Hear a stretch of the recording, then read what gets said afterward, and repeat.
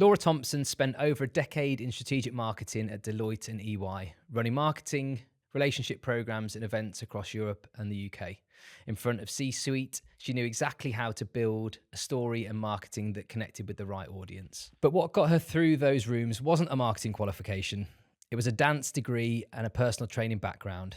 Read the room, find the version that lands, move people, same skills, different rooms. Then redundancy hit and she had to do it for herself. Now she's the founder of Connect Studio, where she works with founder-led businesses from solo founders to small studios and agencies, translating strategy into marketing that means something and connects. And she's simultaneously building something called The Yard, a community space in West Sussex for people who want to work, move and belong without editing themselves. Here's what makes her interesting for this conversation. Laura hasn't waited for a website, a launch date, a logo sign-off. She's been building in public from day one. And with a corporate marketing background, she knows exactly why that feels uncomfortable and exactly why doing the opposite is worse. Laura, welcome to Made in Public. Thank you. Hello. I'm so excited to have you on, and I appreciate you coming in at short notice. And good. With the energy of Made in Public, for me, everything has to happen right now. If it doesn't happen now, then it may never happen. So I'm really, really excited to get into this conversation. For listeners, I love your background in having had this corporate marketing background, then your own marketing agency pointed specifically at founders. Mm-hmm. The audience is myself. It's someone who's trying to build a business, trying to do that visibly, is probably struggling with that, is scared of it, all of those things. But you've got that background plus the insight of doing that yourself. So let's start by talking about The Yard, the thing you are building in public. Yeah. What is it? Amazing. So The Yard was born out of me trying to stitch all of my things and my skills and my background together in one place so that I could bring forward the full version of myself in my life right now. Mm. And The Yard, in its hopefully end point where it's trying to get to, is a third space concept which allows people to work, move and belong unfiltered. So the idea of who it's for is it's for, you know, that parent who has, you know, can't get to the 6 a.m. gym slot, but still needs to work and still needs to move their body. It's for that remote worker who hasn't seen someone in person since the Tuesday. Mm-hmm. And it's for me, it's for the ex-dancer who misses, you know, being on a spin bike and letting that bass drop through her body and feeling, you know, fully alive. That's what it's for. Yeah. And it's to try and really, in untechnical terms, smash all those things together, bringing remote working, really good tech with really good coffee, nutritious food, an actual space to come and to be your full self so that you can connect and collaborate with people potentially not in your world, and to move your body and your mind so that you can, you know, you can thrive, not just survive. Yeah. It feels as though, well, not feels as though, there's a life event that's led you to wanting to make this happen right now, hasn't it? So, well, actually, life's told me that there's something that's more important than... Yeah. So my mum last year in September passed away unexpectedly, which was the biggest shock I could ever have experienced. And that on its own would have been enough for me to reassess and reevaluate what was already a wonderful life, but actually what was not hitting the mark for me was my work. You know, how can I bring my full self forwards and be my full self through my work, my life, my love, my relationships, etc. And that, as well as a redundancy that happened. Well, I found out that I was going through the consultation process that week my mum passed away, but then to be made redundant that 2 months later really uncaged the bird. I felt like she was actually being sort of, you know, not chained down, but like, you know, caged, and made me think, well, why not? What's stopping me to doing all these things, to bringing all of the Lauras forwards, to making one thing that hopefully resonates with other people? Well, if I tap into you prior to that sad life event, probably a few people listening to this would recognize some of the feelings, because I imagine you've had this idea for a while, not done as much with it as you have in recent weeks, and this has probably been sat on a shelf for a while mentally. Your background, having had this kind of corporate marketing career, working with big businesses and C-suite people, there's like an added layer of fear, I guess, for you, because it's scary for anybody to kind of put themselves out there on socials, create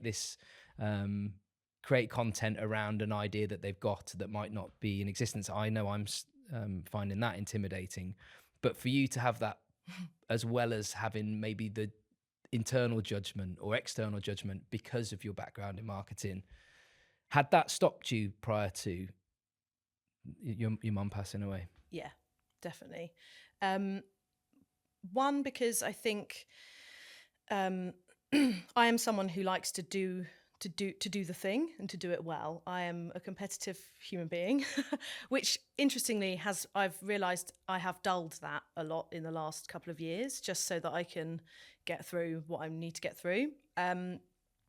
And that need to show up in a perfect way has definitely stopped me doing things in the past. From a dance background, from a ballet, discipline, technical background, that need to do something perfectly has been drilled into me from quite a young age.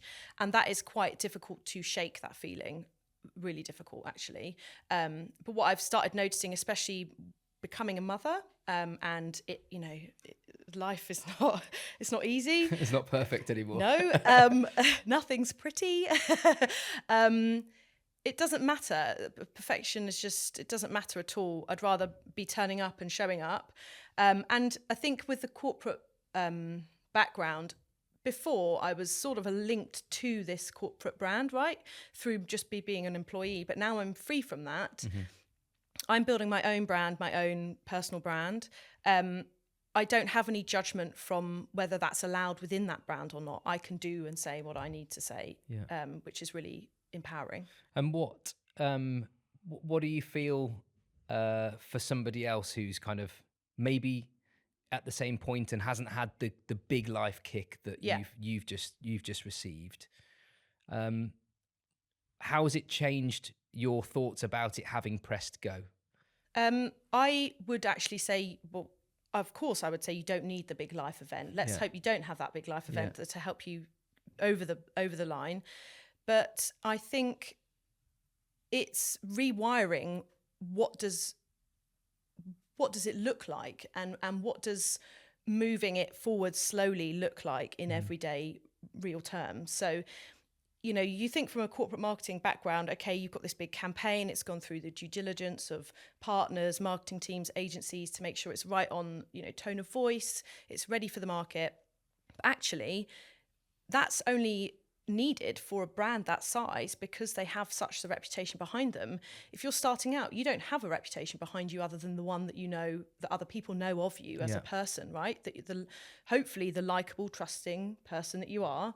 And if you can move the needle forwards by not waiting for it to be perfect, by choosing one thing, like thinking of a name brand, or thinking of a name for your brand, or putting together a Google form for people to sign up to whatever you're doing, then that is you moving it forwards in real terms. It doesn't look the same for a big brand. There's a thought that I'm sort of wrestling with at the moment, is that I think people aren't realizing how much they buy into sort of founder-led brands and haven't made the connection actually that what they're trying to do is build one themselves, but they're not then putting themselves out there, because it's like a human psychology thing. This like being part of the journey, being part of the initial tribe that is, we were talking earlier about examples of that, like Huel back in the day. People will be like, oh, I was a customer in 2021 and I've been there for the whole journey. And if we don't show the workings, don't do that piece, then you haven't given somebody the opportunity to be, the flag bearer and the chief mascot from day one. I think that's the thing that's really exciting me about this. I say it's a concept. It's not now. It's becoming a proper thing. We're talking about it now. Like it's a it's third a real space thing. Concept. You're on a podcast talking about it now. Oh my God. What gets me fizzy inside is this idea of actually building the feeling, the emotion, the experience around the idea before the thing lands in space physically, before there's a building and walls. And I want to really reverse it on its head and not wait for it to be ready and then market it. I want to do it the other way around. Yeah. I want to, market it and then it's ready. Do you think there's validity in the thought as well that if you do it the traditional way, that you wait until the launch event, which is website's ready, doors are open? Yeah. I think actually those launch events are now very hard. Yeah. Because who are you launching it to? Because I don't think many people will be like, that's incredible, can't wait to come. It's like, 'cause I haven't seen any of the proof, the story, the culture, the vibe, the genesis, all of that stuff. Yeah. They don't know. They haven't bought into it. We used to, at my old work, we used to talk about when you're trying to get something over the line, you really need to build a contract with the people that are in the room. You need to gain buy-in from senior stakeholders. And that is done through multiple different ways, obviously navigating, influencing, all of those lovely fun things. But actually that is actually the same principle that you're doing when you're bringing people along for the ride, when you're showing up on social media and showing the days when you haven't managed to do the email or the networking event because you feel too scared to go or whatever it might be.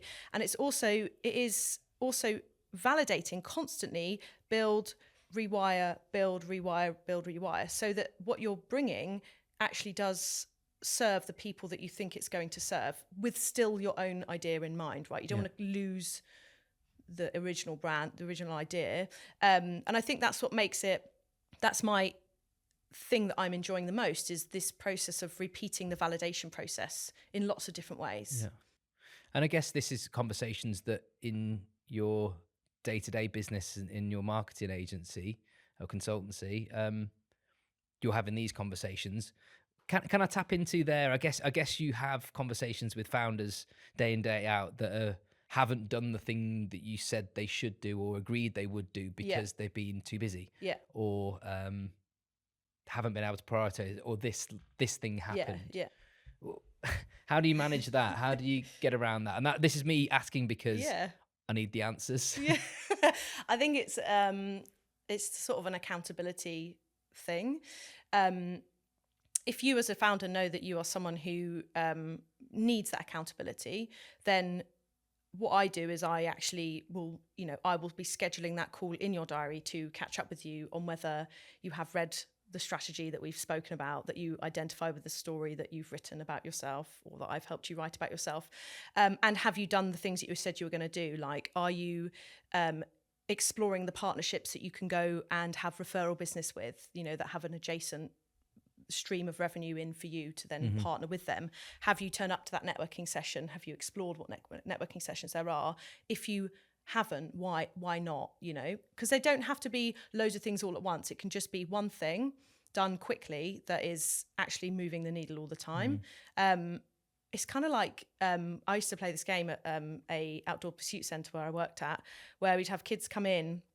It was a camp for like 5-year-olds to 16-year-olds. And it was a sort of an activities game at the end of the whole of the 2 weeks camp. And one of the games was you had to plug the hole with your toes, with your fingers, before the water fell out. And it was a team A versus team B, and there were the kids taking their socks off, putting their toes in the holes, fingers in the holes. And it is kind of that. It's like, how many of those can you do to just keep repeat? It's draining, but it's like, it feels like, I think business at the moment is hard. I mean, I've been running my own business for 10 years and it hasn't seemed to be easy at any point, but it certainly feels like there's just more challenge, more difficulty, more things to get your head around, AI, etc. And I think it kind of feels like what you're saying there about plugging those gaps. That's like the story you need to tell as well, because I don't think people want impressive. They want relatable. And I think if you're building a business, I think your audience is probably going to resonate with you saying, this is actually quite hard. These are the things I'm struggling with. These are the things I've had a win with. Here's what I can't get my head around. Here's the challenge that's just been presented to us because we've lost the site or something's happened. Yeah, I think it's about when those things happen, whether they're good or bad.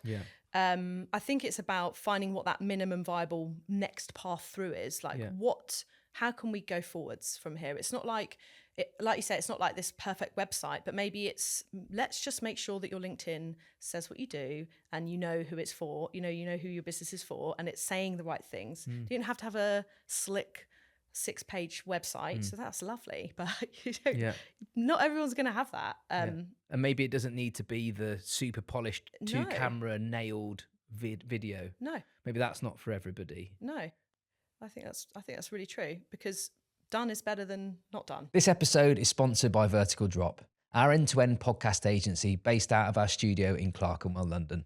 Founders, a podcast is the single best tool to grow your personal brand and business right now. Not just through content, but through access.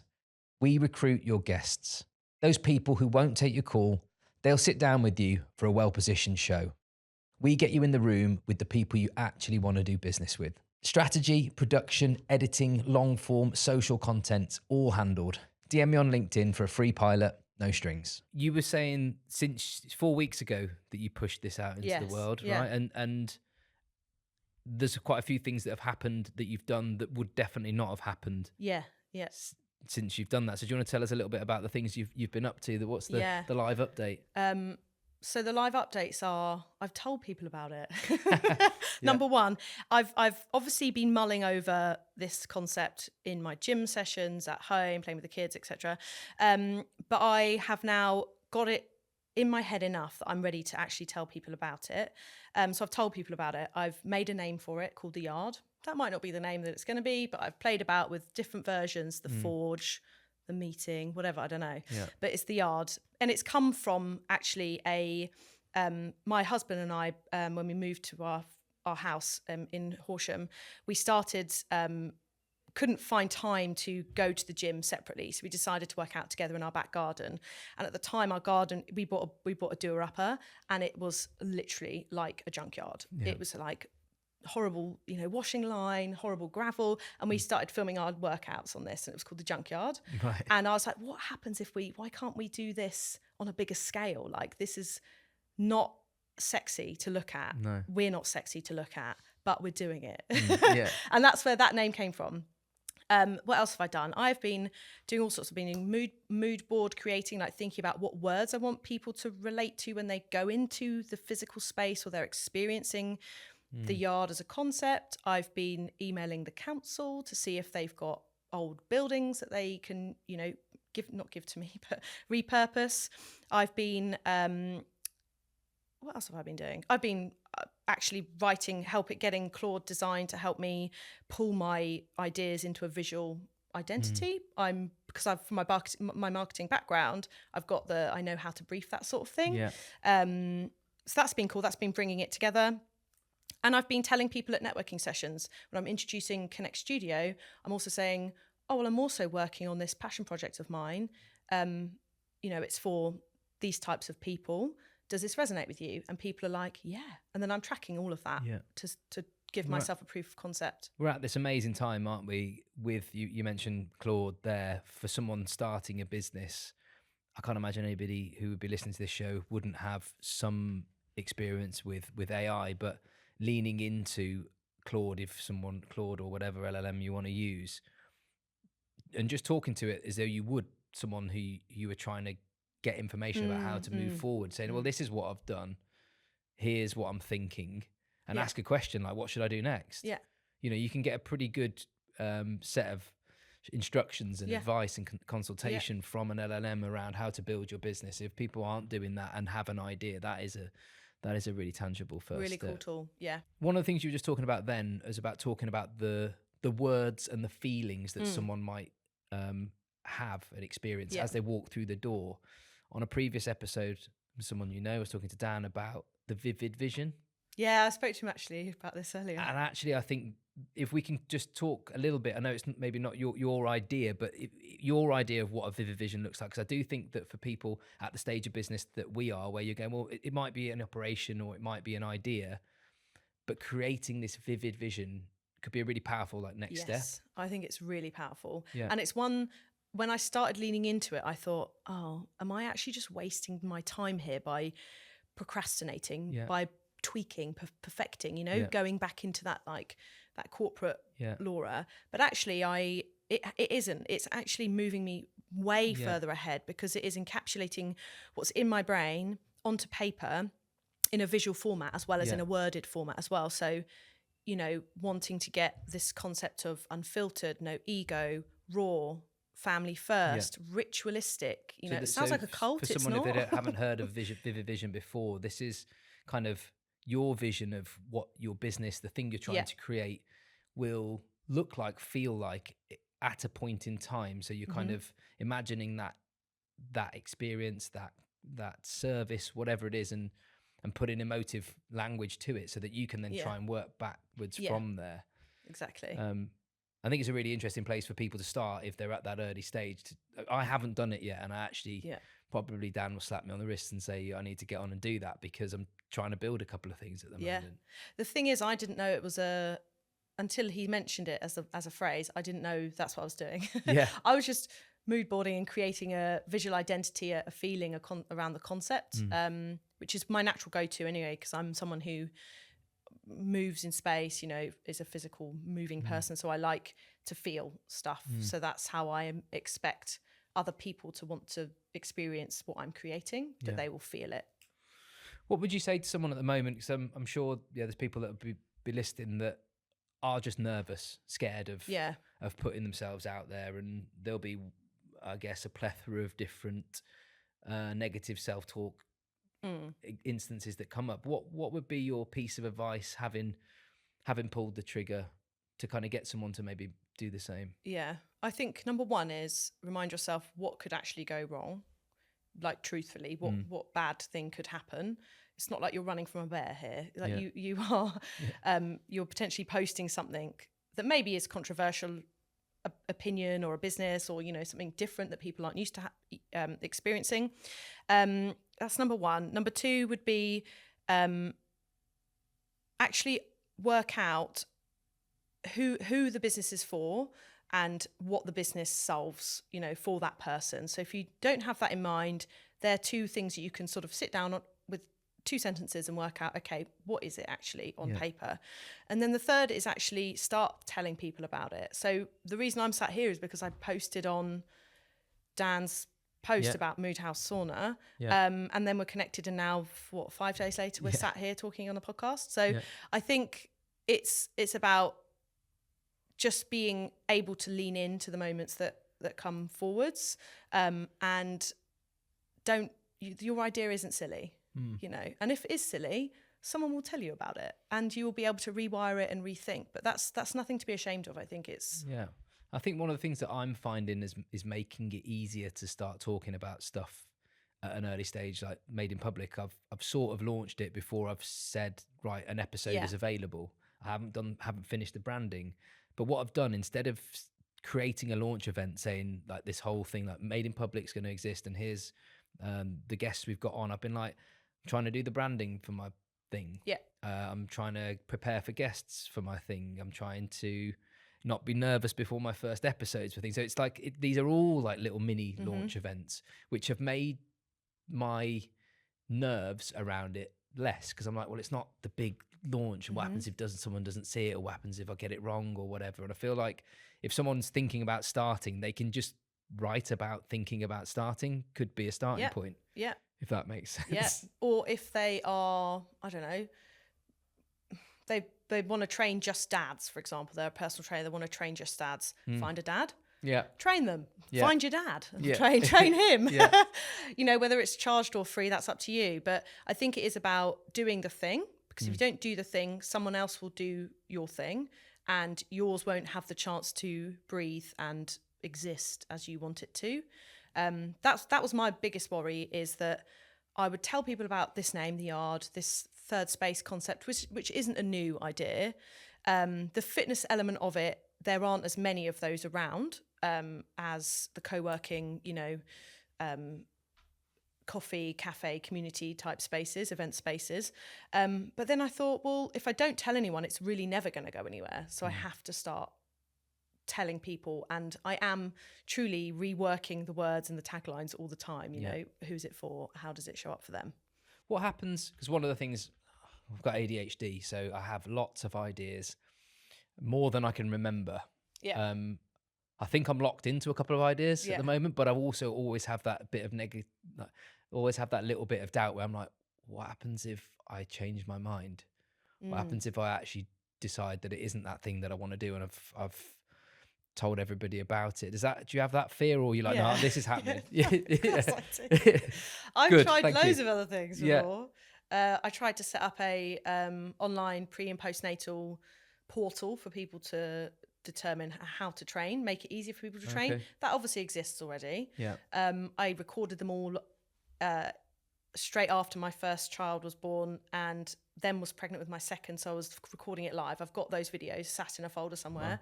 Never launched it because it didn't give me that I needed. The fizz that you were talking about. And then the other one was similar to the Yard, actually. It was called the Parent Hub, and it is still kind of live. Still got an Instagram account for it, but it's not my passion project. It was kind of my situation lifetime, and I'm still in that situation lifetime, but that was all around giving parents a place to feel like them and prioritize themselves forward. So it's very similar. And I did one event for it. It was okay. It brought loads of local wellness, fitness, declutterers, people who can help you together to help people realize that those people exist, those businesses exist. And it was great at connecting local businesses, but I never did anything past it because I was working my corporate job and had 2 kids. So it's ironic. So what happens next? The Yard is gathering momentum. You're talking about it. You're trying to find the site. I'm sure you're figuring out what it's going to look like, sound like. Yeah. Where would you like to be in, I don't know, 3 months? The next step is, for me, building my own personal brand on Instagram. Yeah. It's something that is not my happy place, although it's becoming more interesting. I'm enjoying it more. The authenticity of it, I'm enjoying that. Next steps for me are to run a pilot session where what I do is I get a coffee shop in Horsham or West Sussex. I work at that space with founding members, people who have said, yep, I'm keen to do this. Great Wi-Fi, great coffee. And then I take them out, say 11 o'clock for a PT session. They come back to their desks and keep working, and they get the sense, the vibe of what it's all about. This is your happy place. I can tell. Like as you're talking about it, I'm like, this is what I'm going to do, and that's actually what I really want to do. Yeah. So that's going to happen hopefully early summer. Yeah. And then I'm just going to build from there. So then I'm going to do another one and another one, another one, to give the validation, the proof. And then I need to work out the investor angle. Never been in that world before. Are they listening? Anyone listening? Yeah. Anyone got any money? Let's go. That's what I'm doing there. And then separately to that, I'm going to try to build a social media presence for the Yard specifically that pulls people along for the journey, that mood video, that, the tangible stuff that people can see that they might feel when they're coming to the Yard. There's lots of stages. Are you putting pressure on yourself to find the site soon, or is that something that just you're happy to let sort of come to you maybe? Yeah, I actually haven't thought about, in my mind I've got what it looks like in my head, but I haven't actually thought about finding that yet, because I feel like I'm very much like that. I'll be like, oh, I'm going to go do that, all of these things. And then I come slamming down to reality and I'm like, oh, I haven't even proved that it is a thing. Yeah. No one's going to invest in that. So I've actually taken a step back and I'm trying to do step by step. I think it's interesting actually, you saying that now. Every business nearly, well, if I take a step back from that, something you're saying there makes real sense to me. And I think more of an operator would understand this, is that all businesses fail because they run out of money. What you can actually do by doing this is delaying the part where you need all the money, because the bits that you're doing now, you can do aside your other things that are revenue generating before you go. And traditionally the kind of strategy would be go and get the site, Here's my put idea. all the kit in it, spend however much amount of money, get the website done, then open the doors and hope for the best.